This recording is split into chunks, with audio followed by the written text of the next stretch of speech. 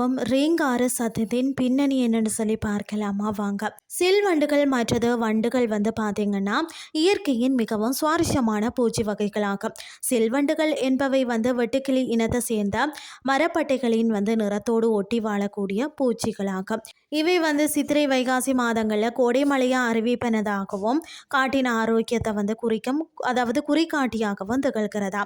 தமிழில் சில்வண்டு என்று வந்து பார்த்தீங்கன்னு சொன்னால் சிதடி பூச்சி அப்படின்னு சொல்லி அழைக்கப்படுகிறதா. இவை வந்து ஆங்கிலத்தில் வந்து பார்த்தீங்கன்னா சிகாடா கிரிக்கெட் அப்படின்னு சொல்லியும் அழைக்கப்படுகிறதா. இவை வந்து பார்த்தீங்கன்னு சொன்னால் மலையும் மலை சார்ந்த இடமுமான குறிஞ்சி நிலங்களில் அதிகம் காணப்படும். மரங்கள் அதிகம் நிறைந்த இடங்களையும் கூட இவற்றை காண முடியும். சில்வண்டுகள் ஒளி எழுப்ப தங்களுடைய சிறகுகளை அல்லது வயிற்று பகுதியை தேய்த்து ஒளி எழுப்புகிறதா. இது பொதுவாக பார்த்தீங்கன்னா ஆண் சில்வண்டுகள் பெண் சில்வண்டுகளை ஈர்ப்பதற்காக செய்யக்கூடிய ஒரு செயலாகுமா. சில வண்டுகள் பார்த்தீங்கன்னா எழுப்பக்கூடிய சத்தத்தின் வேகத்தை வைத்து தான் அந்த இடத்தின் வெப்பநிலையை நம்மளால் கணக்கிட முடியுமா. வெப்பநிலை அதிகமாக இருந்தால் சத்தத்தின் வேகமும் அதிகமாக இருக்கும்னு சொல்லப்படுகிறது. சில்வண்டுகளுக்கு காதுகள் தலையில வந்து இல்லையா, மாறாக பார்த்தீங்கன்னா அவற்றின் முன் கால்களில் வந்து முழங்கால் பகுதியில் இருக்கிறதா. சில்வண்டுகளை பொறுத்த வரைக்கும் அனைத்தையும் உண்ணக்கூடிய தன்மை கொண்டதா. தாவரங்கள் முதல் மற்ற சிறு பூச்சிகள் வரை அனைத்தையுமே உண்ணுமா.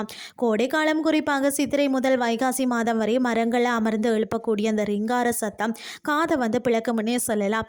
அது இனிய அழைப்பதற்காகவும் பெரும்பாலும் சூரிய உதயத்திற்கு முன்பு தொடங்கி அஸ்தமனம் வரை ஒலிக்கக்கூடியது. சூரியன் மறைந்ததும் சத்தம் நின்றுவிடும். சில்வண்டுகளின் ஆண் பூச்சிகள் மட்டுமே சத்தம் எடுக்கிறதா. அவற்றின் வந்து வயிற்று பகுதியில் உள்ள அதாவது டிம்பிள் அப்படின்ற அந்த உறுப்பை அதிர்வடைய செய்வதன் மூலம்தான் இந்த சத்தத்தை உருவாக்குறதா. பெரும்பாலும் பார்த்தீங்கன்னு சொன்னால் மரங்களில் காணப்படக்கூடிய இவை தான் சில நேரங்களில் மண்ணுக்குள்ளே நீண்ட காலம் வாழ்ந்து வெளியே வரும் தன்மை கொண்டவை. சுவர்கோழி மற்றது வந்து சீரிகை, சிதடி பூச்சி, மலைக்குருவி என்ற பல பெயர்களால் சில்வண்டு அழைக்கப்படுகிறது. பார்க்கறதுக்கு பெரிய வந்து சைஸ் போல வந்து காணப்படும் இந்த சில்வண்டுகள் மரத்தில் வந்து மரப்பட்டைகளின் மேலே கிட்டத்தட்ட பார்த்திங்கன்னா அதே நிறத்தில் அமர்ந்திருக்கும்னே சொல்லலாம். ஆனால் இவற்றை கண்டுபிடிப்பது கடினம்னு தான் சொல்லணும். இவற்றுக்கு தடித்த உடலும் நீண்ட உணர்கொம்புகளும் வந்து இருக்கிறதா. சில்வண்டுகள் வந்து ரிங்காரம் இட்டால் வந்து இன்னும் சில நாட்களில் மழை வரப்போகிறது என்று அர்த்தம் என்றும் விவசாயிகள் வந்து சொல்கிறாங்க. சித்திரை வைகாசியில் ரிங்காரம் கோடை மழை நிச்சயம் என்பார்கள். பெண் சில்வண்டுகள் பார்த்தீங்கன்னா மரப்பட்டைகளில் தங்களுடைய முட்டைகளை இட்டு செல்லும். இந்த முட்டைகள் மழை பெய்யும் பொழுது மண்ணுக்குள்ளே சென்றுவிடும். பிறகு மண்ணுக்குள்ளேயே பொறித்து அதாவது புழுவாகி மரங்களிடையே வந்து வேர்களின் சாற்றை வந்து பருகி வாழ்கிறதா. நீண்ட காலம் அதாவது பார்த்தீங்கன்னா சுமார் 10-15 ஆண்டுகள் வரை பார்த்தீங்கன்னா மண்ணுக்குள்ளே வாழ்ந்து பிறகு வெளியே வருமா. இவை வந்து பார்த்தீங்கன்னா மரங்களுக்கு தீங்கு விளைவிக்கிறதில்ல. மண்ணை தோண்டி வெளியே வருவதால் மண்ணின் காற்றோட்டத்திற்கும் பங்களிக்கிறது. இவை வந்து மரப்பட்டைகளின் நிறத்திலேயே ஒட்டி கொண்டிருக்கிறதால இவற்றை எளிதில் கண்டறிய முடியாது. மண்ணுக்குள்ளே இருக்கும் போது வந்து இவை ரீங்கார சத்தத்தை எழுப்பாது.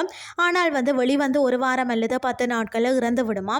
அந்த நாட்களில் இவை வந்து ஓயாமல் ரீங்காரமிட்டு இனிய வந்து அழைத்து இனப்பெருக்கம் செய்யுமா.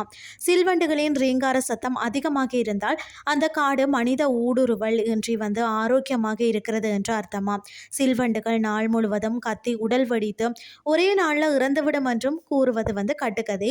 இயற்கையின் மாற்றங்களை வந்து முன்கூட்டியே அறிந்து கொள்ளும் திறனை பெற்று உங்களை வந்து சுற்றியுள்ள வனச்சூழல் மற்றது பருவமழை குறித்தான துல்லியமான புரிதலை மேம்படுத்தி கொள்ளலாம். இன்றைய கிறிஸ்டி உங்களுக்கும் வந்து பிரயோசனமாக அமைஞ்சிருக்கும்னு சொல்லி நானும் நம்புகிறேன். இதே மாதிரி மற்றொரு கிறிஸ்டின் வாயிலாக உங்களை சந்திக்கிறேன். நன்றி.